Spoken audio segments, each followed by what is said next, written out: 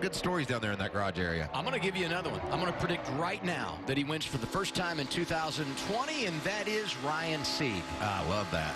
I love that. He's just another one on that list. We've been blessed to go down in the garage area and talk to all these kids and underdogs and hear their stories and see how much passion and determination they put into it. And with these, like they could win a race. Haven't even mentioned Jeb Burton, who's running part-time this year for Junior Motorsports, driving the 8 car this weekend. We'll share that ride with Daniel Hemrick, who could very well get his first career victory. And there is Ryan Sieg driving that 93 out of Tucker, Georgia. The family-owned team, Dad Rod Sieg, and he's driving the 39, not the 93. That's the team car. I thought you went dyslexic on it. I did for a second. I knew what you meant. Yeah, you know. Later on that you'll see live on FS1 from 4:30 to 5, and that's it. So what do you anticipate we'll see in that final practice? You know, I was a bit surprised by the trucks yesterday because we had a very active final practice session for 30 minutes, a lot of drafting. You would think that when you have an hour, you're going to figure everything out. But, you know, when you have a problem with a flat tire or some electrical issues, that takes your time away. So I would predict that we see less drafting and more single car runs, but you never know. These guys, that depends on where they are after this practice session and what they feel like they need to work on, obviously. Ryan Sieg pulling off the banking, heading back toward the garage. Saw him on track with the 74 of Mike Harmon. Harmon brought 2 cars this weekend, 3.61 miles per hour. And we love us some Johnny Davis. He brings some great cars to the racetrack, underdog team. But this is the kind of race. I don't know how many of you watched the Truck Series last night on FS1.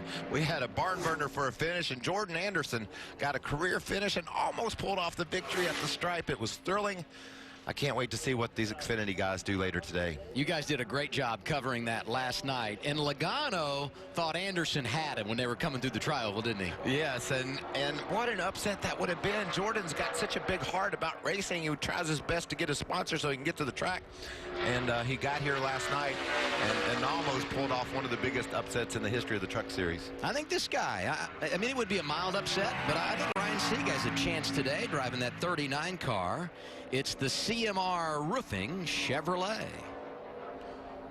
CMR Roofing was on Brett Moffitt's truck last night, so it's cool to see CMR being so heavily involved in the NASCAR world, and hopefully Ryan Sieg can give those guys a great run this afternoon. 48-021 for Ryan Sieg out of Tucker, Georgia. Let's go to Regan. Yeah, it's a strange place here to spin, Clint, right at the top of turn 1. Doesn't look like he got any help to me. I just had that car close to him, took the air off of it.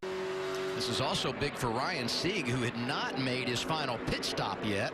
He can come in, get service under caution, and will restart with that lead pack. Huge opportunity for him. Huge opportunity for everybody that was behind JR, those cars, all of these guys. It's all down on you and shoving you out there. You can't get down.